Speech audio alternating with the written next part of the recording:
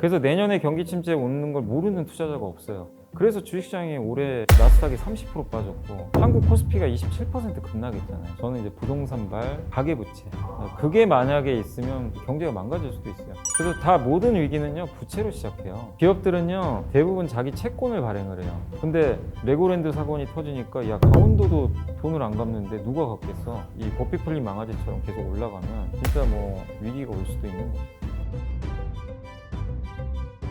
네, 안녕하세요. 저는 이베스트 투자증권에서 이사로 근무하고 있는 염승환입니다. 모닝사이드도 굉장히 또 구독자도 많이 늘고 좀 잘 되는 것 같아서 저도 좀 기분이 좋습니다. 올해 말 또 내년까지 여러분들 대응 잘 하시는 그런 전략들 오늘 한번 좀 말씀을 드리고 가보도록 하겠습니다. 어우, 맛있네요. 괜찮아요. 맛. 경기 침체가 오고 있는 거는 같아요. 그러니까 나라마다 좀 편차가 좀 있어요. 미국만 봤을 때는 이게 경기 침체가 온 거 맞나 할 정도로 미국은 고용도 되게 좋고요. 소비도 그렇게 나쁘진 않아요. 유럽이나 지금 중국을 보시면 아시겠지만 지금 경기 너무 안 좋잖아요. 뭐 물론 이제 중국은 자기네가 의도한 거죠. 제로 코로나를 썼기 때문에. 그렇지만 유럽 같은 경우는 전기요금 너무 올라가고 막 에너지 문제 때문에. 그래서 유럽은 상대적으로 안 좋고 거기다가 중국도 안 좋고 그러다 보니까 미국은 상대적으로 좀 괜찮거든요. 우리나라 같은 경우도 보면은 생각보다 내수가 괜찮아요. 뭐 백화점 소비라든가 이런 건 좋은데 한국은 또 글로벌 경기에 영향을 또 많이 받잖아요. 그러다 보니까 한국은 또 수출은 또 안 좋습니다. 최근에. 그러니까 이게 지표를 보면요 좀 헷갈릴 때가 많아요. 이게 진짜 경기 침체가 오는 건가? 아니면 어떤 지표를 보면 또 너무 좋고. 다만 이제 이렇게 보시면 돼요. 지금 당장 경기 침체가 모든 나라가 현실화됐다는 건 아니고 경기 침체가 오는 방향으로 가는 그런 국가들이 늘어나는 건 사실인 게 그게 왜 그러냐면 금리를 어쨌든 저렇게 세게 올리면요. 금리 올리면요. 모든 그 경기가 둔화되기 시작합니다. 수요가 죽어요. 지금 부동산 가격 꺾이죠. 우리나라도 그 버티던 부동산 가격이 지금 꺾이기 시작하고 미국도 주택 가격이 꺾여버렸습니다. 수요를 위축시켜요. 결국엔. 그 사람들의 소비 심리를 결국에 악화시킵니다. 왜 이 말씀을 드리냐면 코로나 이후로 현금도 많아지고 월급이 또 올라가신 분도 많이 계실 거예요. 그때는 근데 물가가 안 높았거든요. 그래서 사람들이 소비를 좀 많이 늘렸어요. 근데 그게 소비 늘린 게 당장 줄진 않아요. 아마 이거는 공감하실 거예요. 내가 월급이 많이 올라가서 소비를 늘려놨어요. 근데 어느 날 갑자기 금리 올라가고 막 부동산 금리 올라가서 이자를 많이 내야 돼요. 그 더 이상 내 소득은 안 올라요. 그런다고 소비가 당장 줄진 않습니다. 거기에 맞춰서 일단은 소비를 좀 하다가 어느 순간 이제 천천히 이제 소비가 내려오게 돼요. 그러니까 이 적응 기간이 필요하거든요. 그래서 미국의 금리를 저렇게 세게 올렸다고 사람들이 당장 소비를 팍 줄이진 않아요. 근데 그게 몇 달이 지나면요 영향을 미치기 시작합니다. 그래서 지금 보시면 가전제품도 뭐 마찬가지가 되겠지만 각종 소비 제품들이 이제 잘 안 팔리기 시작하고요. 미국에 보면 재고가 많이 쌓이고 있어요, 실제로. 꼭 가전제품뿐만이 아니라 제일 이제 중요한 지표로 보는 게 반도체예요. 반도체가 되게 경기에 민감해요. 근데 지금 실제로 반도체 재고가 엄청 쌓이고 있어요. 급격히 늘어났어요. 아마 4분기는 더 늘어날 거예요. 반도체 재고를 보면요, 우리가 지금 경기가 어떤지를 알 수 있는데 네. 반도체는 수요 공급에 되게 민감한 업종인데 만드는 업체는 사실 색이지만 주 수요처가 모바일이거든요. 모바일하고 PC입니다. 둘 다 사실은 이제 소비에 영향을 받잖아요. 사람들이 소비를 안 해요, 이쪽을. 핸드폰도 2년에 한 번씩 바꾸던 사람이 안 바꿔버리는 거죠. 수요는 주는데 반도체라는 거의 특징이 뭐냐면요. 24시간 찍어내는 거예요. 계속 돌려요, 공장은. 그러니까 멈출 수는 없어요. 멈추면 돈이 더 나갑니다, 나중에. 재가동하려면. 그래서 무조건 돌려요. 돌리는데 수요가 줄면 공급은 당연히 늘죠. 이 미스매치가 일어나요, 나중에. 지금 그래서 수요보다 공급이 많아졌어요. 그래서 반도체 가격이 급락하고 있고 일부 기업들은 이제 적자난다는 얘기도 들려요. 좀 암울한 얘기지만 내년까지는 반도체 경기가 되게 안 좋을 거라는 얘기들이 많아요. 지금 당장 경기 침체가 왔다가 아니라 오기 시작하고 있다. 금리로 시작돼서 기업들의 재고가 쌓이기 시작하고 그 재고가 쌓이면 기업들은 적자로 가고요. 그리고 사람들은 소비를 줄이기 시작하죠. 이것들이 종합적으로 나오면서 이제 경제의 한파가 몰아치는 그런 상황으로 간다라고 보시면 될 것 같아요. 위기라기보단 침체가 올 가능성은 높다고는 봐요. 근데 이제 주식시장으로 놓고 보면요. 경기 침체 온다고 해서 주식시장이 빠지거나 그러진 않아요. 내년에. 무슨 얘기를 하냐면 먼저 빠져요. 주가는 항상 선반영을 해요. 그래서 내년에 경기 침체 오는 걸 모르는 투자자가 없어요. 그래서 주식시장이 올해 나스닥이 30% 빠졌고 한국 코스피가 27% 급락했잖아요. 미리 선반영을 해요. 그래서 막상 침체가 오잖아요. 주식시장 오히려 올라가는 경우가 많습니다. 주가는 정말 선행성이 너무 강해요. 작년에 혹시 기억나세요? 작년에 우리나라 수출이 역대 최대치를 매월마다 찍고 있었어요. 작년 6월, 7월, 8월, 9월 계속 좋았어요. 근데 어떻게 되냐면 주식시장이 계속 빠졌어요. 작년 7월부터 빠졌어요, 시장이. 그러니까 우리가 지표만 보면요, 이해가 안 가는 거예요. 아니, 이렇게 사상 최대 흑자 뭐 이익 나고 반도체 기업들 실적 좋은데 주가는 계속 빠지고 있었습니다. 그래서 투자하실 땐 꼭 그걸 주의를 해주세요. 침체 온다고 시장이 망가지는 게 아닙니다. 그 전에 미리 다 빠져요. 그래서 막상 침체가 오면 중앙은행이 이제 더 이상 금리를 인상을 안 하고요. 나중에 인하 쪽으로 갈 수도 있어요. 그래서 그런 기대감으로 오르기 시작해요. 다만 이제 이건 좀 다른 문제예요. 침체까지는 저는 반영을 해서 시장을 그렇게 나쁘게는 안 보는데, 많은 분들이 또 우려하는 것 중에 하나가 내년에 위기가 올 수도 있다. 위기가 오면은 지수는 또 무너지는 거죠. 흔히 시스템 리스크라고 하는데 그걸 부채 위기라 그러죠. 2008년도에 리먼 사태 때 그 모기지 그 대출 받은 사람들이 못 갚아가지고 미국의 주요 금융기관들이 다 망가져 버렸잖아요. 지금 계속 위기설이 도는 이유 중에 하나도 얼마 전에 강원도가 지급 보정을 거절해가지고 레고랜드 사태가 퍼졌잖아요. 근데 우리나라에서 만약에 위기가 발생하면 저는 이제 부동산발, 가계부채, 그게 만약에 있으면 경제가 망가질 수도 있어요. 위기가 한번 있었던 게 2002년도 혹시 기억하세요? 그때 카드 사태 한번 있었어요. 이제 우리는 월드컵만 기억하지만 그때 LG카드가 부도났어요. 왜냐면 신용도가 없는 사람들한테도 그냥 카드 다 줬어요. 길거리에 다 놔줘줬습니다. 지금은 내가 신용카드 신청하려면 되게 까다롭잖아요. 내 소득도 증명해야 되고, 그때는 그런 거 안 보고 학생들한테 다 줬어요.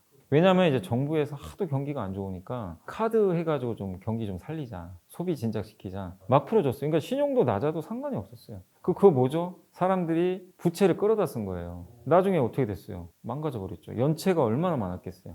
못 갚으니. 그래서 기업 몇 개 날라가 버렸죠. 그래서 다 모든 위기는요, 부채로 시작해요. 얼마 전에 영국도 그랬잖아요. 영국이 뭐 금융위기 터진다 어쩐다 그랬잖아요. 그거 뭐죠? 부채잖아요. 영국 연기금이 국채 담보로 해가지고 한 3-4배짜리 레버리지 써가지고 그것 때문에 한번 위기 온다 그랬거든요. 그러니까 모든 위기는요, 부채입니다. 부채를 갚을 수 있냐 없냐. 네, 그게 어떻게 된 거냐면 영국의 연기금의 역할은 뭐예요? 사람들이 연금 받을 때가 되면 돈 주면 되잖아요. 지불해야 되죠. 근데 연기금이 이제 계속해서 돈이 이렇게 쌓이게 되는데 지난 10년간은 저금리였단 말이에요. 금리가 너무 낮아요. 그러니까 돈은 있는데 이걸 가지고 수익을 어느 정도 좀 내야 되는데, 만약에 은행에 넣어놓잖아요. 금리가 자꾸 떨어지니까 거의 뭐 저금리예요. 막 제로금리로 가니까 그냥 원금 그대로 있는 거예요. 그러니까 이제 저금리다 보니까 뭘 생각했냐면, 야, 이걸로 돈 굴리자. 예를 들면 국채가 1조 원 딱 있잖아요. 이걸 담보로 갖고 가요. 그래서 3배 정도 빌려와요. 빌려서 그거를 주식이나 이런 위험자산에 투자를 해놓은 거예요. 그래서 그거를 계속 했던 거예요. 근데 지난 몇 년간 문제 없었잖아요. 근데 갑자기 무슨 일이 발생했냐면은 금리가 막 오르기 시작합니다. 금리가 이제 막 오르기 시작하니까, 금리가 오른다는 얘기는 뭐냐면요, 국채 금리가 오른다는 얘기예요. 국채 금리가 오른다는 얘기는 뭐죠? 갖고 있는 국채 그 가격이 떨어져요. 금리 오르면요, 채권 가격은 떨어집니다. 반대로 가요. 금리가 몇 배씩 튀니까 이 담보로 맡겼잖아요. 담보 1조를 맡기고 내가 3조를 빌려왔는데 담보 가치가 반토막이 나는 거예요. 예를 들면. 그럼 어떻게 돼요? 이거 증거금 내라 그러죠. 빨리 갚어. 은행도 이렇게 하잖아요. 여러분들의 그 부동산 같은 거 있으면 부동산 담보로 해가지고 대출 주죠. 부동산 가격 떨어지면요, 마진콜이라고 그래서 은행에서 연락 와요. 이거 이 정도만큼은 채워 넣으라고. 안 그러면 다 상환해야 되거든요. 그러니까 국채를 담보로 했는데 이 국채 1조 원짜리가 예를 들면 반토막이 나니까 이만큼 채워 넣어야 돼요. 그런 일이 발생을 하면요, 갖고 있는 주식에 투자를 많이 했잖아요. 근데 지금 주식 가치도 어떻게 됐어요? 시장이 안 좋으니까 난리가 났죠. 이거 팔아봐야 돈도 얼마 안 되고. 그래서 이제 영국 정부에서 부랴부랴 이걸 막아준 거예요. 채권 사주고. 그러니까 영국 중앙은행이 연기금이 갖고 있는 채권을 사준 거예요. 근데 만약에 국채 금리가 계속 올라간다고 생각해 보세요. 어떻게 돼요? 가치 계속 떨어져요. 그럼 계속 돈 갚아야 돼요. 근데 정부가 언제까지 사줄 거예요? 지금 물가 오르는데 돈 풀어서 사줘야 되는데, 그럼 무슨 일이 생겨요? 물가 또 올라가요. 돈 풀면 물가 올라가요. 그러니까 이게 딜레마인 거예요. 예, 근데 이 상황에서 연기금 살리겠다고 돈 풀어버리면, 그래서 2주 정도 한 거잖아요. 한시적으로. 기간을 정해놓은 거예요. 딱 2주만 하자. 그래서 위기를 막아놨어요. 그래서 우리나라도 지금 똑같아요. 우리나라도 레고랜드 사건이 터졌잖아요. 기업들은요, 대부분 자기 채권을 발행을 해요. 채권을 발행해서 자금 조달을 다 하거든요. 근데 지금 고금리의 채권을 발행을 해도요, 안 사요. 누가 사야 될 거 아니에요. 예를 들면 5% 금리로 발행을 했는데 아무도 안 사요. 어떻게 돼요? 부도 날 수도 있어요. 자금 조달이 안 돼가지고. 근데 레고랜드 사건이 터지니까, 야, 강원도도 돈을 안 갚는데 누가 갚겠어? 이 난리가 난 거예요. 그래서 투자자들이 채권 투자를 안 하는 거예요. 프로젝트 파이낸싱이라 그래가지고 부동산을 개발을 할 때 조그만 뭐 단독주택 지을 때는 내가 현금이 좀 있으면 이 시공사 찾아가지고 이거 만들어 주세요. 그럼 끝나죠. 중간에 좀 돈 없으면 은행에서 이거 할 테니까 좀 은행에서 좀 담보해주고 간단히 끝날 문제인데 조단위예요, 조단위. 조단위 프로젝트가 있다고 쳐볼게요. 근데 이건 조단위는 아니고 강원도에서 이제 레고랜드를 이제 하려고 한 거죠. 그걸 하려고 했더니 돈이 한 이제 2,800억 정도 들어가는 거예요. 그래서 그거를 강원도가 회사를 하나 만들었어요. 그게 강원 중도개발이라는 회사일 거예요. 강원도가 최대 주주죠. 만들었는데 이 회사가 지금 돈이 없어요. 없으니까 빌려야 될 거 아니에요, 돈을. 그래서 채권을 발행할 수 있는 특수 목적에서 하나를 또 따로 만들어요. BNK 투자증권이라고 있어요. 그 회사가 주관사인데 이제 거기랑 딜을 해가지고 채권을 발행을 해요. 자, 2,800억짜리 채권을 발행하겠습니다. 근데 문제는 채권은 이자를 줘야 되잖아요. 그럼 투자자들을 딱 갔어요. 자, 레고랜드를 만든다는데 BNK 투자증권이 이제 세일을 다녀요. 영업을 해요. 증권사 찾아다녀요. 이거 좀 투자 좀 해주세요. 금리 이 정도 쳐줄게요. 이렇게 했는데 아니 그 누가 그 레고랜드만 보고 거기다가 채권 투자를 하겠어요. 지금 당장 지어진 것도 아닌데 한 몇 년 후에 지어질 것 같고 그 담보가 없잖아요, 사실은. 건물도 안 지어졌으니까. 그래서 강원도가 거기다가 뭘 조건을 집어넣냐면 우리가 지급 보증해줄게. 우리가 갚아줄게. 강원도가 갚아준 데는 누가 거절하겠어요? 강원도는 국가잖아요, 사실은. 국가가 보증한 거예요, 한마디로. 그 채권을 국가가 도장 딱 찍어서 야, 뭔 일 생기면 우리가 갚아줘. 그러니까 증권사들이 다 이제 투자를 한 거예요. 2,800원 나눠가지고. 그 걱정이 없죠. 근데 이제 보통 이제 이 PF 같은 거는 뭐 3개월에 한 번씩 만기가 돌아오는 경우가 많아요. 만기 돌아오면 이제 새로 또 발행을 해요. 차환이라고 하는데 우리 그 신용만기 돌아오면 1년 내가 대출을 은행에서 받아도 어떻게 돼요? 1년 다가왔을 때 못 갚을 수도 있잖아요. 그래서 보통 은행이랑 미리 얘기를 해서 만기를 연장하죠. 근데 최대 뭐 7년까지 하는 경우도 있다고는 하는데 그래서 보통 계속 돈을 안 갚고요. 새로운 채권을 발행해서 기존 걸 막아요. 근데 1년이 지났어요. 1년 후에 이제 만기가 다가왔는데 이제 갚을 때가 왔는데 지금 돈은 없잖아요. 레고랜드를 만들어 놨어요. 이제 공사가 끝났으니까 이제 오픈했죠. 근데 생각보다 장사가 잘 안 돼요. 근데 다 끝났으니까 이제는 돌려줘야 될 거 아니에요. 돈을 증권사들한테 2,800억을 다 돌려줘야 되는 이제 만기가 온 건데 이번에 갑자기 강원도가 우리가 안 갚겠다고 갑자기 강원도가 약속을 했는데 못 갚겠다고 하면 신뢰가 깨져버린 거잖아요. 금융은 신뢰예요. 무조건 지켜야 돼요. 내가 보증을 했으면 내가 갚아야 돼요. 그러니까 이제 증권사가 난리가 난 거예요. 근데 이게 여기서 끝나면 그냥 그러려니 할 수도 있겠는데 그 뉴스가 터지니까 뭔 일이 발생했냐면 모든 채권에 지금 다 비상이 걸려버린 거예요. 아니 강원도가 안 갚아? 그러니까 이제 채권 투자했던 데가 많이 있잖아요. 뭐 둔촌주공 아시죠? 거기가 우리나라 역대 최대 재개발인데 거기도 안 된 거예요. 돈 갚으라고 하는데 만기 연장을 계속 해야 되잖아요. 만기 연장이 안 돼요. 그럼 어떻게 돼요? 건설사, 증권사 부도날 수도 있어요. 그 돈이 당장 없으면.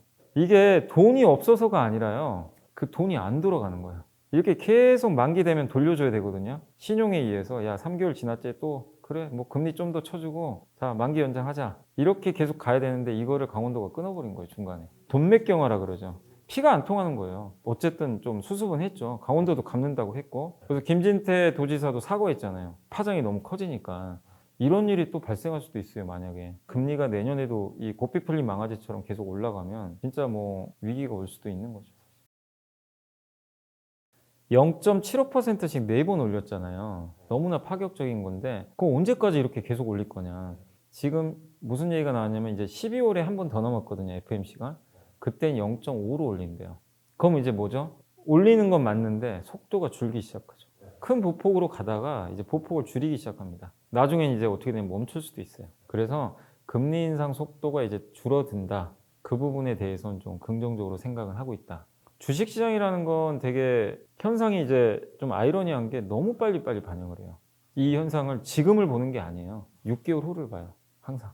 그래서 6개월 후가 금리 꺾이겠는데 이거 잘하면? 그러면 이제 증시 올라가는 거죠. 당장 0.75% 올리는 게 중요한 게 아니고 그거는 몇 달 전에 다 반영한 거니까 그거보다 앞으로 어떻게 할 거냐. 근데 앞으로는 금리는 올리는데 이제 이렇게 성큼성큼 걷진 않는다. 이제는 연준은 천천히 걷기 시작할 거다. 투자 입장에서 물가가 이렇게 반영이 벌써 돼. 근데 금리 올린다고 바로 물가가 잡히진 않아요. 6개월 이상은 시차가 좀 필요해요.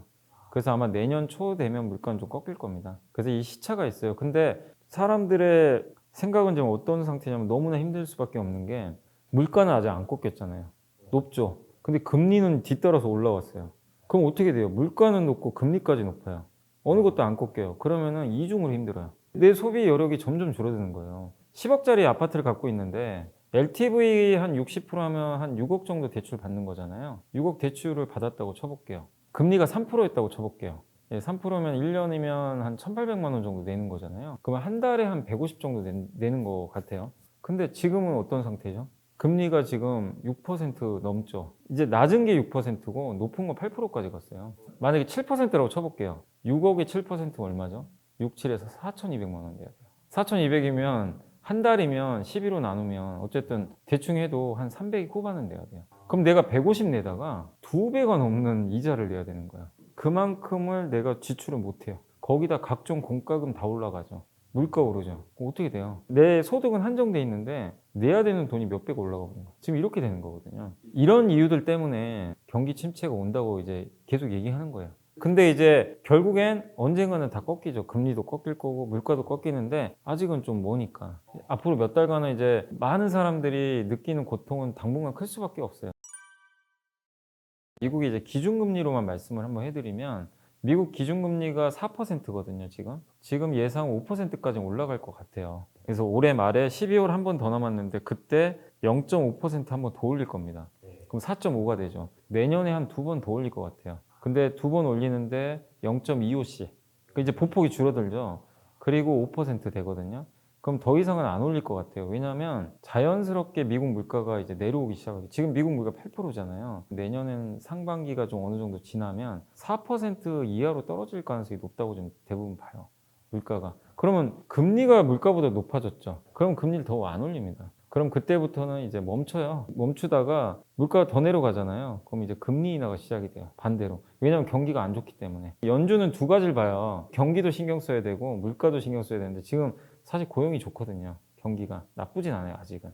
그러니까 이것만 신경 써요. 물가만 잡아야 되니까 금리 올려놔요. 근데 그러니까 물가가 낮아졌어요. 그럼 어떻게 되죠? 이제는 이걸 안 보고 이쪽으로 다시 돌려야죠. 경기를 살펴야 돼요. 봤더니 경기가 안 좋아요. 어떻게 해야 되죠? 돈 풀어야죠, 다시. 그래서 이제 나중에 금리가 꺾입니다. 이제 그런 사이클이 하반기에 좀 나올 가능성은 있어요. 그래서 내년 상반기까지는 어쨌든 한 5% 찍고 일단 시장은 금리 상승은 이제 멈출 가능성은 높아졌다. 이게요, 네이버, 카카오뿐만이 아니라 미국도 똑같은데 이런 플랫폼 기업이라 그러죠. 플랫폼 기업들이 지난 10년간 한번 생각해 보세요. 저금리 시대였잖아요. 금리가 낮으면 보통 높은 평가를 받아요. 대부분의 기업들이 성장주들 우리 뭐 높게 평가한다 그러잖아요. 금리가 낮을 때는. 지금 무슨 일이 발생했죠? 고물가가 오다 보니까 금리가 올라가죠. 금리가 오르는 폭만큼 이 기업들은요, 돈을 똑같이 벌어도요, 가치가 떨어져요. 그래서 1차적으로 그게 폭락을 했던 거고. 그러니까 첫 번째 원인은요, 고물가 때문이에요. 고물가에 가장 타격을 많이 받는 게 플랫폼 기업들입니다, 사실. 이건 우리나라만 그런 건 아니에요. 네이버, 카카오, 미국의 구글, 또 아마존, 페이스북 다 똑같잖아요. 두 번째는 이거는 회사 자체적인 문제들도 좀 있었죠. 코로나 때 되게 좋았잖아요. 언택트 때문에. 네이버, 카카오, 뭐 광고 매출, 뭐 쇼핑, 온라인 쇼핑 진짜 돈 많이 벌었죠. 주가 몇 배씩 간 이유 중에 하나가 또 그것 때문인데 그러니까 그때는 저물가에다가 제로금리로 가니까 일단 주가 레벨업을 해요. 그것 때문에라도. 그 상황에서 언택트잖아요. 그러니까 가치가 더 올라가죠. 우리가 온라인으로 이제 밖에 안 나가니까. 그래서 그 두 가지가 결합돼서 막 카카오가 5-6배 오른 거예요. 한 1년 만에. 그렇게 오른 건데 지금 어때요? 상황이 180도 바뀌어버렸잖아요. 완전 바뀌었죠. 뒤집어 보세요. 제가 한 얘기를. 그럼 어떻게 돼요? 다시 그래서 원위치 된 거예요, 지금. 금리 오르는 거 하나랑 물가 때문에 언택트가 끝나버렸잖아요. 밖에 나가요. 그래서 실제로 온라인 이 시장 그 쇼핑이나 카카오 광고 매출이 원래 많거든요. 실제 데이터 보시면요. 성장률이 점점 꺾여요. 50%, 60% 성장하다가 지금 성장률이 18%, 뭐 15%, 또 적게는 막 9%, 8%. 그러니까 성장은 하는데 율이 둔화되는 거죠, 점점. 그러니까 성장주는 성장을 계속해요. 10% 성장했으면 성장주는요, 내년에 20% 해줘야 돼요. 성장주의 그게 임무예요. 그래서 높은 펄을 받는 거예요. 근데 그걸 못 해주잖아요, 지금. 그럼 어떻게 돼요? 가치주가 되는 거예요, 성장주가 아니라. 이 기업 가치를 할인시켜버려요. 그래서 지금 카카오가 뭐 3분의 1통 나고 네이버도 한 3분의 1통 났잖아요. 거의 고점에서. 이 두 가지가 결합된 거고 그리고 또 한 가지가 이건 카카오의 문제죠. 이거는 그 내부 문제. 뭐 CEO가 스톡옵션을 받자마자 판 사건. 작년 카카오페이 난리가 났었죠. 그거랑 카카오 자회사들을 너무 많이 상장시키는 거. 계속 상장시키잖아요. 막 카카오뱅크, 페이, 카카오 게임즈. 자꾸 그거 상장하면요. 기업 가치 떨어져요. 분산되잖아요. 카카오 혼자 있는 거랑 카카오에 카카오뱅크 있고 페이 다 붙어 있는데 얘만 상장해요. 그럼 어떻게 돼? 이 가치는 그대로 보존되죠. 근데 얘를 따로 떼내요. 이걸 따로 떼내요. 뱅크를. 얘는 여기 상장해요. 얘는 이만큼 가치가 빠져요. 얘가 없어진 만큼. 동시상장이잖아요. 할인 들어갑니다. 그게 너무 많아요, 카카오가. 그래서 욕을 엄청 먹었어요. 주주들이 엄청 욕해요, 카카오. 제발 자회사 상장 좀 시키지 말라고. 그게 있었고, 이번에 또 데이터 센터 화재 사고. 각종 안 좋은 일들이 자꾸만 터지는 거예요. 아까 제가 말씀드린 금융은 신뢰라고 그랬잖아요. 신뢰가 깨져버렸어요. 그래서 이런 이제 문제들이 겹쳐서 이렇게 안 좋았습니다. 그럼 자, 이제 어떻게 될 거냐.